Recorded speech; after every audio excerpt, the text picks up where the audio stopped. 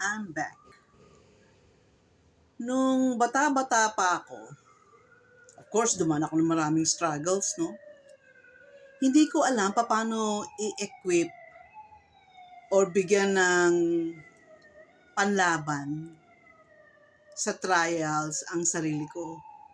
Ang ginagawa ko, marami akong outlet. Like, lulunurin ko yung sarili ko sa pagbabasa. So, mga hobbies, yung mahilig ako manood ng movies. Pag nai-stress ako, nasa either nanonood agad ako ng mga cable movies or pupunta ako sa cinema. Basta 4 times a week nanonood ako ng sine. Tanda ko yun, nasa Greenbelt ako. Pinili ko na yung dorm ko malapit sa Greenbelt. Kasi pwede mo nga lakarin yung pagka in the mood ka eh. So, naging parang, ang tawag dyan, di ba, pagka teenager ka, hindi mo pa alam i-equip yung sarili mo kung paano harapin yung trials and struggles and challenges in life.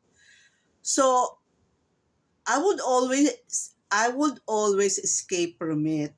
Dinadaan ko sa sine, sa libro, sa kaibigan, at eto madalas, nagwi-window shopping ako.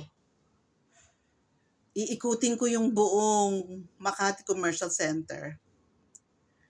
Kahit maliit na bagay lang ang bibilin ko bago ko umuwi, siguro may bibilin ako sa Landmark, mga halagang 50 pesos siguro or 20. Basta may mabili lang akong maliit. Or mura, or afford ko at that time. Masaya na ako nun. And I was thinking, kasi nga kinukumpara ko yung buhay ko sa maraming tao sa Pilipinas na ako nakakapag-shopping, nakakapag-window shopping halos 5 days a week dahil nasa sales ako eh. So lagi ako nasa labas. At gusto ko yung trabaho ko that time kasi meron pa siyang transportation allowance, meron pang taxi, merong ang tawag dito, yung entertainment, what do you call this? Yung papakainin mo yung kliyente mo, may budget para doon. So, ang dami kong parang sinusweldo. Iba pa yung sweldo kong monthly, iba pa yung komisyon. Hanggang sa nasanay ako na gusto ko na ng madaling trabaho. Madali kasi sa akin magpaliwanag sa sales. Ang feeling ko nga, kaya nga, nung bandang huli, I've realized, kaya pala magaling ako sa sales, kasi talagang may calling ako sa teaching. I love to teach people. Kaya dito sa Canada, nung nandun ako sa retail, 13 years ako sa retail dito ang ginagawa ko lang sa customer is kinakausap ko na parang kaibigan na binibigyan ko ng advice. Alam mo, eto pinipili ko normally kasi itong fabric na to tumatagal ng 4 season. Dito dapat alam mo kung paano nila may stretch yung pera nila. Importante dito sa Canada yung value for money. Kunyari, sa $100, ano ang mabibigay mo sa akin na what they call this, tatagal, magagamit ko ng matagal at what they call this, may madaling i-maintain. Kasi mayroong mga fabric or mga, ang tawag dyan, beddings na isang laba lang, wala na, sira na. Or masyadong fragile na pag nagkamali ka na ilagay mo doon sa napakainit na temperature ng washing machine, sira na. So, lagi ko nire-recommend, itong isang to is kahit na, what they call this, laban mo siya ng madalas or hindi masyadong madalas, hindi siya madaling masira.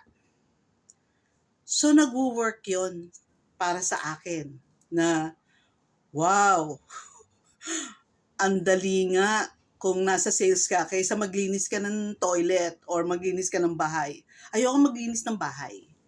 Except na lang bahay ko. Ayoko ng bahay ng iba. Nai-stress ako Isang beses ko lang ginawa pero super stress ako kasi ang iniisip ko, hindi ko kaya yung kanilang expectation na 4 na oras tapos ilang kwarto yung lilinisin mo na dapat. Dito, ang linis dito hindi joke ha. Una muna, tatanggalin mo muna lahat ng kalat. Tapos iba-vacuum mo. Tapos at saka mo pupunasan. Tapos at saka, wow! Tapos, ang dami nilang tinatawag na parang spray cleaning materials na ang dami mong aaralin.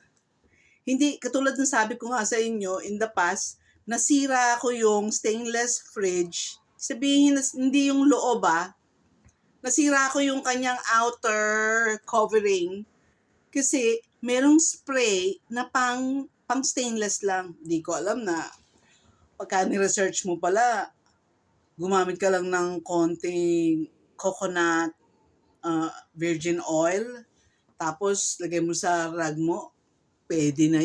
Kaso nga, bagong dating ako from the Philippines, hindi pa ako nag-aaral professionally paano maglinis. Dito may training, yung tipong dapat may kasama ka muna. Dapat sumasama ka muna doon sa mga talagang expert maglinis. Tapos dahan-dahan na-expose ka doon sa mga spray or chemicals na ginagamit nila. Kasi meron silang panlinis para sa mirror. Meron silang panlinis para sa kahoy. Meron silang panlinis para sa fabric ng couches or ng sofa. Bawat isa dyan, merong naka-assign na spray na gagamitin mo. Malay ko naman doon. Ako, sa akin, dishwashing liquid lang. Lemon, vinegar, baking soda. Shoot na tayo. Linis madre ang alam ko eh. Hindi ako gumagamit ng chemical. Sabihin, dishwashing liquid is also a chemical, pero parang safe siya.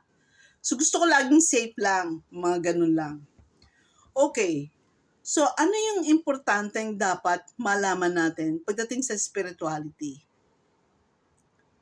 I would invite you to read Ephesians chapter 1.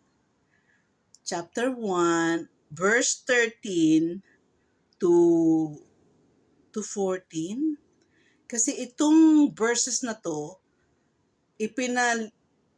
sinasabi dito, nire-reveal dito kung ano yung sikreto, paano ka hindi tatablan ng problema sa mundo. Kasi ang mundo, the moment magkaroon ka ng, what you call this, consciousness na alam mo na yung tama't mali, like at the age of 6 or 7, stress out ka na, doon pa lang sa mga sinasabi nila playgroup, pero meron ng parang mga short exams yun. Dapat ma-distinguish mo yung iba-ibang color, ma-distinguish mo yung iba-ibang shape. Sa bata na naglalaro, ayaw nila nung parang merong expectation. Kasi pag sinabi mong laro, walang sukatan.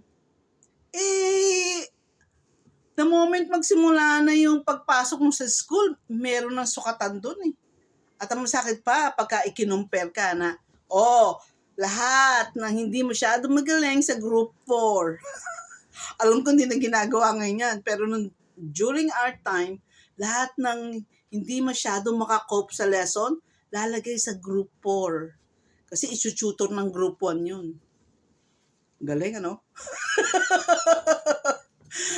Mga smart talaga yung mga teachers eh. Bakit sila mag-tutor hindi na nga nila kaya, hindi na sila makakope. Di, kuhanin mo yung matatalino mong estudyante at bigyan mo ng assignment na turuan yung medyo mahina nilang mga classmate.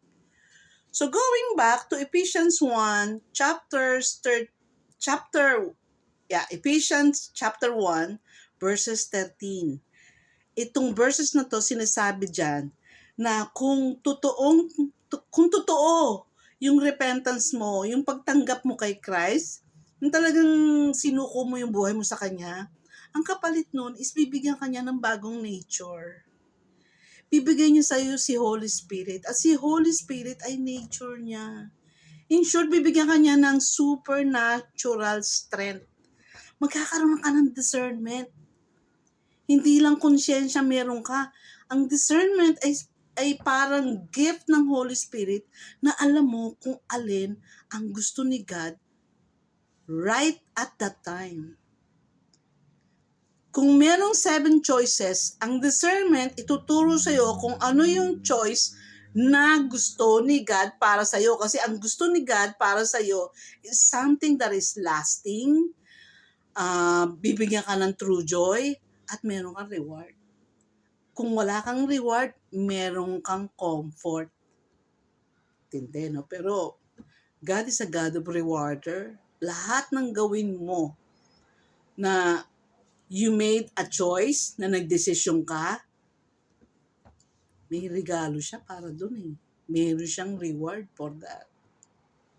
So gusto nyo ba basahin ko yung verse 13? Ang sinasabi doon is, when you heard the true message,